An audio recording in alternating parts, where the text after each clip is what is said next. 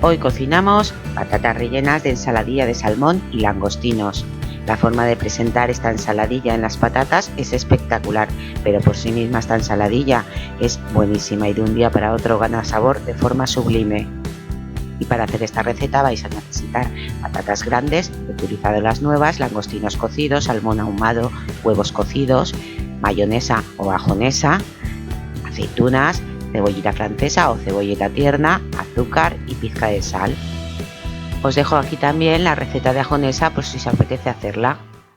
Comenzamos la receta limpiando muy bien las patatas, incluso frotándolas debajo del grifo con un cepillo, las pinchamos y las introducimos en el microondas a máxima potencia durante al menos 7 minutos. Mientras se están cocinando y asando, cortamos bien pequeña la cebolleta o cebolla francesa. La he puesto en un escurridor porque ahora viene el trucazo. Si le ponemos una cucharadita de azúcar y la dejamos sudar durante unos 10 minutos, quitará el picor de la cebolla. Y ahora picamos bien pequeño los encurtidos y las aceitunas que queramos añadir a nuestra ensaladilla. Eso será a nuestro gusto, reservamos.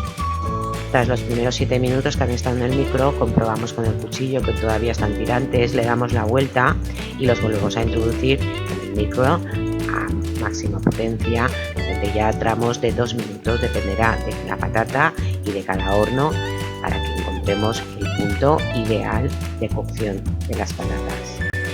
En mi caso tuvo que estar un total de 11 minutos para que estuvieran en su punto. Tras comprobarlo, las dejamos enfriar y reservamos. Mientras se enfrían las patatas, pues vamos poniendo ya la ensaladilla en marcha. Ponemos el salmón, las aceitunas y encurtidos que tenemos picado, lo removemos y hemos enjuagado ya la cebolla y escurrido que integramos también en este relleno. Ahora, tras pelar los langostinos, que ya están cocidos, pues los cortamos en 3 o 4 partes, eso ya a nuestro gusto, y lo incorporamos a la ensaladilla. Pelamos y cortamos los huevos cocidos, el tamaño que más nos guste, y lo incorporamos. Bueno, en este caso es mi hija la que me está ayudando a hacer la receta y ya nos ponemos a rellenar las patatas. Bueno, en este caso he querido dejar más o menos entera la patata y he cortado una parte pequeña de la parte superior. Y de esta forma con el filo del cuchillo marco el centro y así es mucho más fácil vaciarla con una cuchara, teniendo siempre cuidado de no romper las paredes. Si partiéramos por la mitad la patata, pues tendríamos para 4 raciones. Y ahora añadimos una pizca de sal y o bien con este instrumento o con un tenedor pues pisamos la patata para incorporarla con el resto de los ingredientes. Y así lo haremos con la otra patata.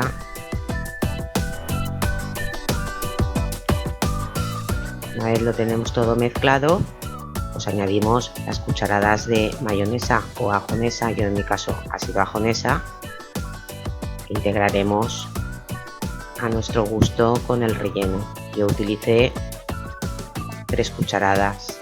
Os pongo aquí de nuevo la receta de ajonesa por si queréis hacerla.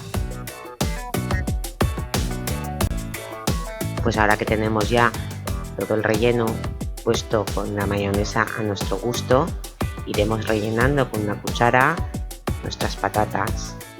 En este caso, como os he comentado antes, he utilizado prácticamente toda la patata para que me salgan 2, pero podéis utilizar y partir una patata en 2 y de esta forma tendréis para 4 raciones.